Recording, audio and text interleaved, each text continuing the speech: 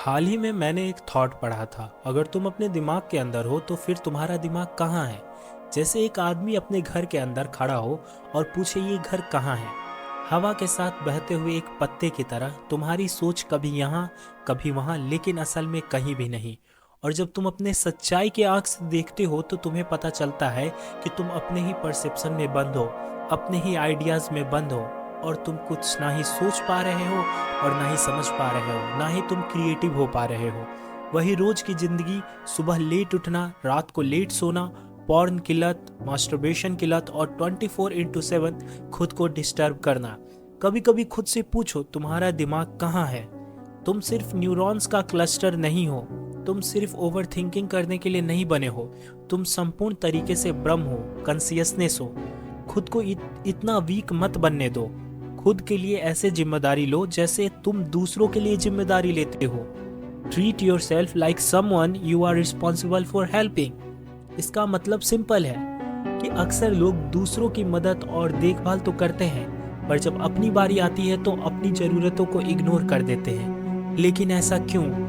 आज के इस वीडियो में मैं तुम्हें सेल्फ इम्प्रूवमेंट की साइंटिफिक टेक्निक और जितने भी फिलोसफर, थिंकर्स और जितने भी विजडम वाली बातें हैं इस वीडियो में बताने की कोशिश करूंगा। और मैं चाहता हूं तुम्हारी लाइफ को ट्रांसफॉर्म करना, तो प्लीज इस वीडियो को गौर से देखना और समझने की कोशिश करना।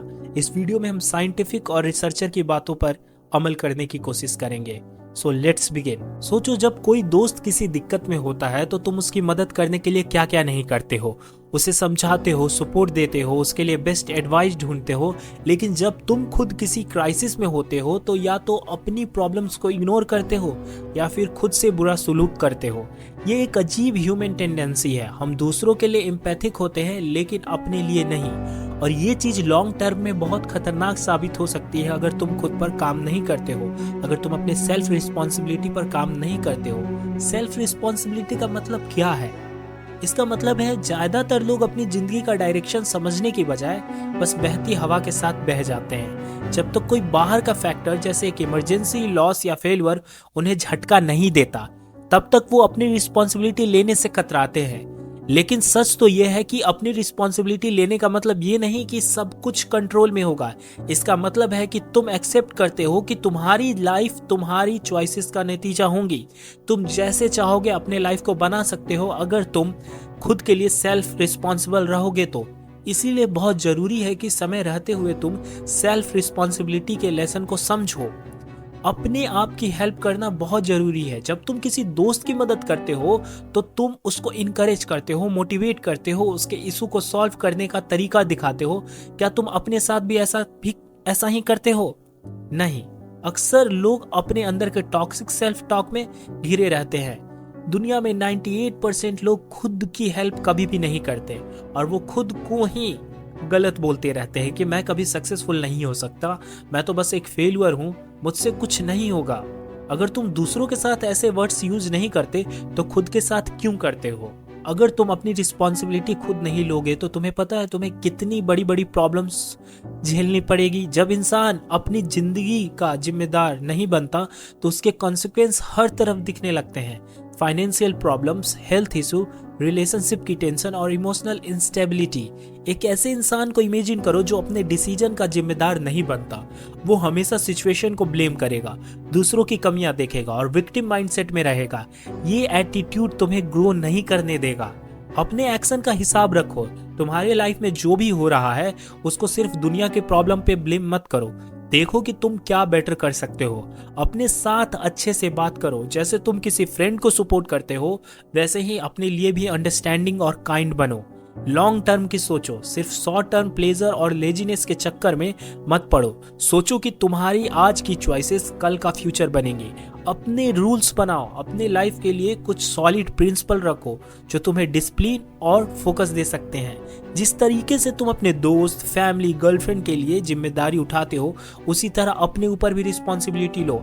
इसी के बारे में कई सारे थिंकर्स, रिसर्चर भी बोलते हैं, जैसे कि फ्रेडरिक नीचा का बिलीव था कि अगर तुम खुद को इम्प्रूव नहीं कर रहे हो तो तुम सिर्फ एक क्राउड का हिस्सा हो जो अपनी सोच पर कंट्रोल नहीं रखता। उनका कहना था कि ज्यादातर लोग बस सोसाइटी के बनाए हुए नॉर्म्स फॉलो करते हैं बिना अपनी असली सेल्फ को डेवलप किए। अगर तुम अपने आप को एक रिस्पॉन्सिबल इंसान की तरह ट्रीट करते हो तो तुम उबरमेंश बन सकते हो, मतलब एक ऐसे इंसान जो अपनी पुरानी वीकनेस को पीछे छोड़कर अपनी हाईएस्ट पोटेंशियल तक पहुंचता है। और ऐसा ही कुछ कहना अरिस्टोटल का था। अरिस्टोटल के मुताबिक सेल्फ केयर और सेल्फ रिस्पेक्ट एक अच्छे और मीनिंगफुल लाइफ की फाउंडेशन है। वो कहते हैं कि अगर तुम खुद को एक दोस्त की तरह ट्रीट करोगे तो तुम अपने एक्शंस को लॉजिकली और इथिकली गाइड कर पाओगे। अगर तुम अपने दोस्त की मदद करने के लिए बेस्ट एडवाइस ढूंढ सकते हो तो खुद के लिए भी वही विजडम क्यों नहीं अप्लाई करते हो। अच्छी जिंदगी का मतलब सिर्फ प्लेजर नहीं है, बल्कि हार्ड वर्क, सेल्फ ग्रोथ और डिसिप्लिन है। कार्ल यूंग, जो कि एक महान साइको एनालिस्ट हैं, उनका कहना था कि जो चीज तुम अपने अंदर एक्सेप्ट नहीं करते वो तुम्हारी जिंदगी का कंट्रोल ले लेती हैं। अगर तुम खुद की केयर नहीं करते, अपनी प्रॉब्लम्स को इग्नोर करते हो या अपने इमोशन को दबा देते हो तो एक दिन वो तुम्हें तोड़ कर रख देंगे। अगर तुम किसी और की थेरेपी कर सकते हो तो खुद के साथ भी वही पेशेंस और अंडरस्टैंडिंग क्यों नहीं रखते। और मेरा मानना है कि तुम दुनिया में जितने भी लोगों से प्यार कर सकते हो उनमें सबसे इम्पोर्टेंट इंसान तुम खुद हो। अगर तुम अपने दुख, गलतियां और स्ट्रगल को समझने की कोशिश करते हो तो तुम एक पीसफुल और वाइस इंसान बन सकते हो। और मैं जानता हूं कि ये मोटिवेशंस थिंकर की बातें बहुत सुनने में अच्छी लगती हैं, लेकिन हमें जरूरत है एक साइंटिफिक और एक रियल प्रैक्टिकल मेथड की, जिससे हम अपने लाइफ को एक लेवल अप ले जाए। अगर तुम अपने लाइफ को बेटर बनाना चाहते हो तो बस मोटिवेशन का वेट करना काफी नहीं है, साइंस बेस्ड टेक्निक्स को फॉलो करना जरूरी है जो एक्चुअली काम करती हैं। तो प्लीज ये सभी टेक्निक्स को अपने हिसाब से इस्तेमाल करो। तो पहले टेक्निक का नाम है न्यूरोप्लास्टिसिटी, मतलब कि अपने दिमाग को रिवायर करो। तो न्यूरोप्लास्टिसिटी है क्या? देखो, तुम्हारा दिमाग एक प्लास्टिक ऑर्गन है जो नए पैटर्न्स और हैबिट्स को एडॉप्ट कर सकता है। इसी एबिलिटी को हम न्यूरोप्लास्टिसिटी कहते हैं। तो हम इसे किस तरीके से इस्तेमाल कर सकते हैं? तो इसे हम 3 तरीके से इस्तेमाल कर सकते हैं। पहला तरीका है डेली लर्निंग। हर दिन कुछ नया सीखो, एक नए स्किल पर काम करो या नए आइडियाज पढ़ो। ये तुम्हारे दिमाग के नए न्यूरल कनेक्शंस बनाने में मदद करेगी। ये तुम्हारे दिमाग के अंदर क्रिटिकल थिंकिंग और नए नए पर्सपेक्टिव से सोचना शुरू करवाने में मदद करेगी। जो तुम अपने परसेप्शन में बंद हो उसे तोड़ने के लिए काफी ज्यादा जरूरी है न्यूरोप्लास्टिसिटी, और इसके लिए तुम्हें डेली लर्निंग करना होगा। दूसरा तरीका है न्यूरोप्लास्टिसिटी को अचीव करने के लिए माइंडफुलनेस प्रैक्टिस। मेडिटेशन और डीप फोकस एक्टिविटीज तुम्हारे ब्रेन की एडेप्टेबिलिटी को बढ़ाती हैं। स्टडीज दिखाती हैं कि मेडिटेशन से ग्रे मैटर इंप्रूव होता है, जो मेमोरी और डिसीजन मेकिंग को बेटर करता है। तो कहीं ना कहीं अगर तुम अपने लाइफ में काफी ज्यादा डल हो और डिसीजन मेकिंग में वीक हो तो कहीं ना कहीं तुम्हारे दिमाग के अंदर ग्रे मैटर को इंप्रूव करना होगा, और उसके लिए तुम्हें मेडिटेशन और डीप फोकस एक्टिविटीज में हिस्सा लेना ही होगा। अगला तरीका है बैड हैबिट को रिप्लेस करना होगा तुम्हें।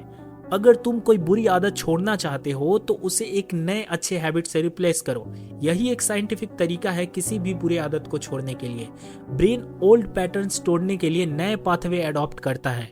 तो तुम लिटरली कोई अच्छी सी आदत ढूंढो और उसे तुम रिप्लेस करने की कोशिश करो अपनी बुरी आदत से। सेकेंड चीज है डोपामिन डिटॉक्स। इंस्टेंट ग्रेटिफिकेशन से हमें बचना है, क्योंकि आज के वक्त में सोशल मीडिया, जंक फूड और कांस्टेंट एंटरटेनमेंट तुम्हारे डोपामिन सिस्टम को हाईजैक कर चुके हैं, जिस वजह से रियल लाइफ गोल्स के लिए तुम्हारे अंदर की मोटिवेशन कम हो चुकी है। और इस टेक्निक को तुम्हें यूज करने के लिए 3 तरीके मैं बताऊंगा। पहला तरीका है डोपामिन फास्टिंग। कहने का मतलब एक दिन या कुछ घंटे बिना फोन, सोशल मीडिया और आर्टिफिशियल स्टिमुलेशन के बिताओ। ये तुम्हारे ब्रेन सेंसिटिविटी को रीसेट करेगी। जो दिन भर तुम रील्स देखते हो, शॉर्ट्स देखते हो, पॉर्न देखते हो, इससे तुम्हारा दिमाग पूरी तरीके से स्टिमुलेट हो चुका है, सड़ चुका है, ब्रेन रॉट हो चुका है तुम्हारे दिमाग का। दूसरा तरीका है डिलेड ग्रेटिफिकेशन प्रैक्टिस करो। एक काम कंप्लीट करने के बाद ही रिवार्ड लो, मतलब कि पढ़ाई करने के बाद ही तुम फोन चलाओ। ये तुम्हारे सेल्फ कंट्रोल को स्ट्रांग बनाएगा। अगला तरीका है healthy dopamine boost. Physical exercise, deep work और नेचर में टाइम स्पेंड करने से नेचुरली डोपामिन इंक्रीज होती है बिना ओवर स्टिमुलेशन के। तो प्लीज इस चीज को तुम आज से फॉलो करना शुरू कर दो। अगला टेक्निक है काइजन मेथड। काइजन मेथड का मतलब होता है छोटी छोटी इंप्रूवमेंट करना। काइजन एक जापानीज कॉन्सेप्ट है जो कहता है कि डेली 1% भी बेटर होने से लॉन्ग टर्म में मैसिव प्रोग्रेस होता है। कैसे करें? इसे करना काफी सिंपल है। स्मॉल स्टेप्स लो। एक बड़ा गोल अचीव करने के बजाय उसे छोटे छोटे चंक्स और हैबिट्स में तोड़ दो। उससे क्या होगा कि तुम इजीली उस गोल को फॉलो कर सकते हो, वो भी हर दिन। अब इसे फॉलो करने का एक और तरीका है, एटॉमिक हैबिट फॉलो करो। जेम्स क्लियर की रिसर्च के मुताबिक हैबिट स्टैकिंग टेक्निक का यूज करो। जैसे अगर तुम्हें फिलॉसफी पढ़ना है तो उसे किसी और डेली रूटीन के साथ जोड़ दो।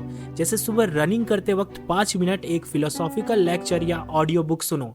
धीरे धीरे अगर तुम इस तरीके से अपने किसी और हैबिट के साथ जो भी तुम कुछ करना चाहते हो इसे जोड़ दोगे तो तुम्हारे अंदर खुद उस चीज के लिए इंटरेस्ट पैदा होने लगेगा। जैसे तुम रोज रनिंग करने जा रहे हो और हर दिन एक नया फिलोसॉफिकल लेक्चर सुन रहे हो, धीरे धीरे तुम्हारे मन के अंदर भी ऐसे पैटर्न्स बनने लगेंगे कि तुम नए नए फिलोसॉफिकल आइडियाज को समझने लगोगे और तुम्हारा मन खुद करेगा अब घर आकर के फिलॉसफी के बारे में पढ़ने के लिए।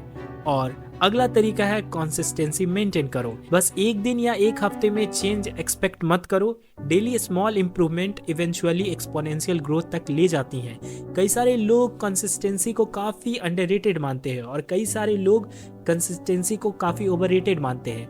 पर कंसिस्टेंसी एक न्यूट्रल ट्रूथ है, एक यूनिवर्सल ट्रूथ है। अगर किसी भी काम को तुम हर दिन करोगे तो उसमें तुम अच्छे हो जाओगे। सो इस चीज़ को तुम समझो। आखिर में ये सर्केडियन रिदम है क्या? तो इसका मतलब है तुम्हारा स्लीप साइकिल। तुम किस वक्त सोते हो और तुम किस वक्त जगते हो, इस पूरे लूप को हम सर्केडियन रिदम कहते हैं। और तुम्हें अपने सर्केडियन रिदम को ऑप्टिमाइज करना होगा। तुम्हारा सर्केडियन रिदम एक इंटरनल क्लॉक है जो तुम्हारी एनर्जी लेवल्स और फोकस को रेगुलेट करती है। अगर तुम सही स्लीप साइकिल फॉलो नहीं करते हो तो तुम्हारी प्रोडक्टिविटी और मूड दोनों इफेक्ट होते हैं। हम किस तरीके से अपना सर्केडियन रिदम को सुधार सकते हैं? तो इसका सबसे पहला तरीका है fix your sleep schedule. Daily same time पर सोने और उठने की आदत डालो। ये तुम्हारी बॉडी क्लॉक को सिंक करता है और बेटर स्लीप देता है। और इसी को तो हम ब्रह्मचर्य कहते हैं कि ब्रह्म की तरह, कि नेचर की तरह आचरण करना। जिस तरीके से नेचर का हर चीज फिक्स है, शाम को ढल जाना, ग्रहों का घूमना, उस तरीके से तुम भी अपने डेली रूटीन को उसी पैटर्न में डिजाइन करो। इसी को तो ब्रह्मचर्य कहते हैं। अगला तरीका है मॉर्निंग सनलाइट लो। देखो ये एक साइंटिफिक तरीका है। नेचुरल सनलाइट तुम्हारे मेलाटोनिन लेवल्स को रेगुलेट करता है जो अच्छे स्लीप और मूड के लिए जरूरी है। जितने भी प्रो एथलीट्स हैं, प्रो प्लेयर्स हैं, वो मॉर्निंग सनलाइट लेते हैं। For example, I take sun now, take 20 minutes and I know it's gonna help me. The sun is good for the body. Of course, if I will be here all day, I will be with wrinkles, will be bad. But 30 minutes and I feel good. With 36, I'm still here.